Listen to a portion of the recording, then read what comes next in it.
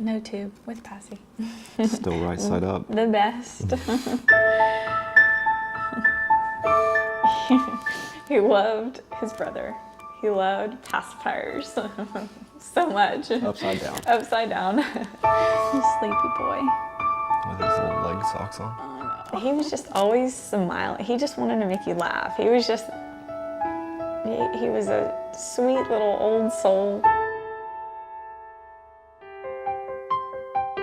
I was almost 34 weeks pregnant, went into the doctor just for my normal routine check. Checked the baby's heartbeat, and she felt like doctor kept getting my heartbeat, and so they went and got another Doppler, came back in, rechecked, and she was like, no, that's not your heartbeat, I think that's the baby's. Let's go to the ultrasound room. Ran to the ultrasound room, and she confirmed that it was Graham's heartbeat in the 70s. We were in one of the Medical Plaza buildings right next to the Memorial Hermann Tower. She had the nurse load me and Mace up in the nurse's car, drove us to the tower, and we delivered. I mean, it was probably 10 minutes later. It happened all so fast. One of the nurses was sitting with Mace in the waiting room, and Robbie was working in Tulsa a couple days a week at that point. I was in a meeting, and all of a sudden I got a call from her. She said she was, at the doctor's office, and they were getting a low heartbeat, and then, at that point I ran to my hotel, started grabbing my stuff, and she called back and said they're gonna deliver, we're going in right now. So I was flying to the airport trying to get a flight out of there. It turned out they found as soon as Graeme was born that he was not in distress. He had several heart defects. None of those were detected, obviously, at the 20-week ultrasound. We thought he was just a perfectly normal baby, and we didn't have any other reason to expect, because Mace was a perfectly normal baby, and we just thought that's what people had. We had no other clue.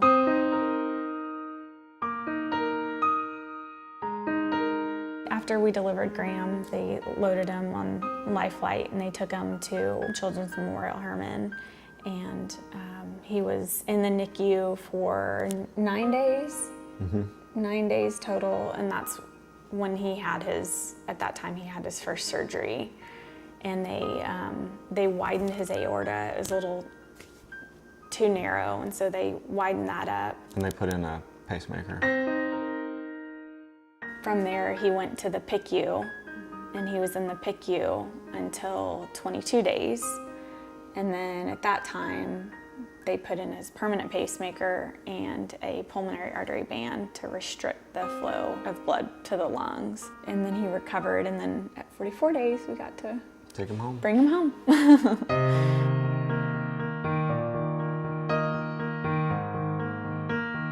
I knew life was going to be different just because we wanted to do everything to protect him. We didn't go out a whole lot.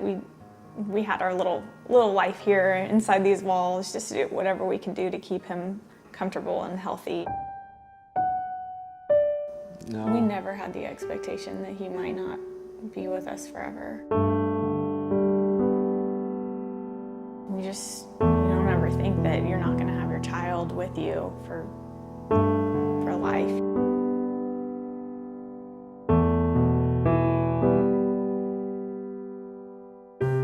Robbie would do night feeds. He'd give him a bottle every night. And for 2.5 years, Robbie woke up every night and gave him a bottle.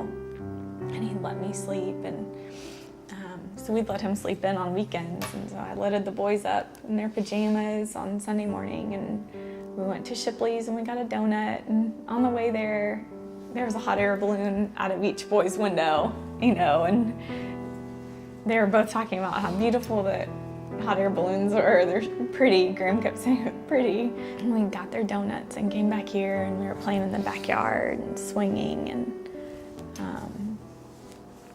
Robbie came out, and we were all just hanging out. And he started coughing and was trying to eat a little bit of a donut, and Robbie brought him inside, and tried to get him to calm down. And Robbie started CPR on him that morning, and we called 911, and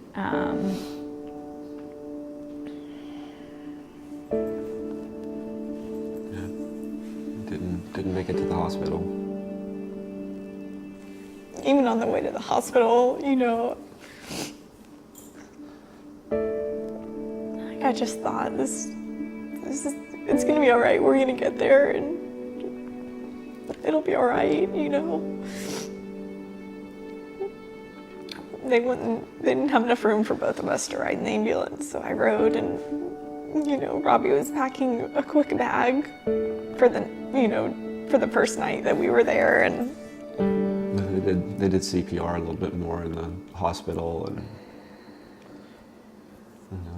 I don't know how long it was, but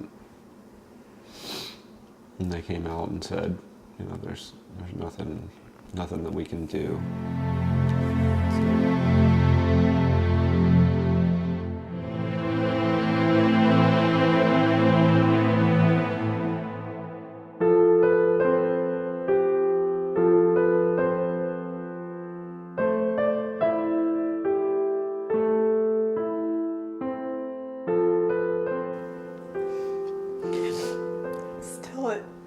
It doesn't really feel like when I share his story, like, it still doesn't feel like it's like our life that we're talking about, you know, like, it's not my son that we're talking about.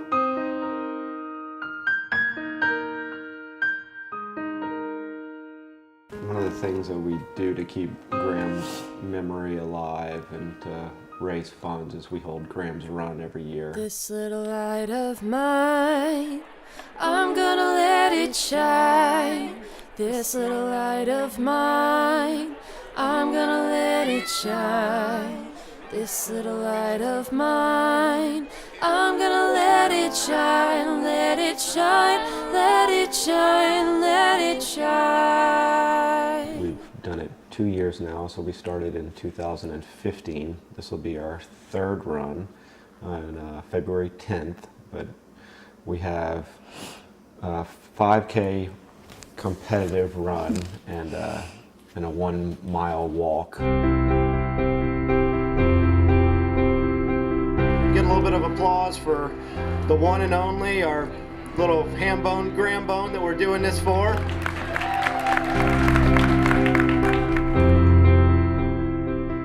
We have found an awesome foundation called the Children's Heart Foundation.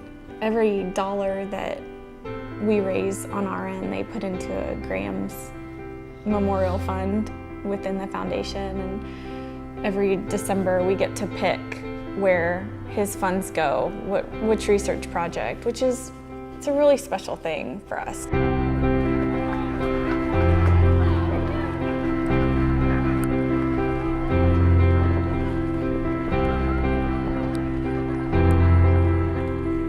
Spreading love is really important, and there's a lot of stuff that's going on like that. People need to share the love, and supporting it, like something like this. There's a lot of people we don't know what they're actually going through, so like this actually just opens the door to people to actually look around them and find out a little bit more about the people around them. I just think it's really important to remember Graeme and, you know, his legacy, and really raise money to help, you know, the cause for the future. I think it's very hard for people to know what to do, how they can support Stephanie and Robbie, and this is one way they can come out and celebrate Graeme's life and be there for Stephanie and Robbie.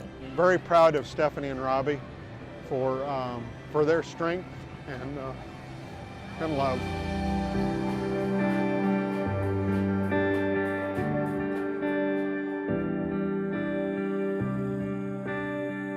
The first year we did Graeme's Run in 2015, we raised a little over $40,000. The second year, in 2016, we raised $60,000, and we can't wait to see what this year looks like.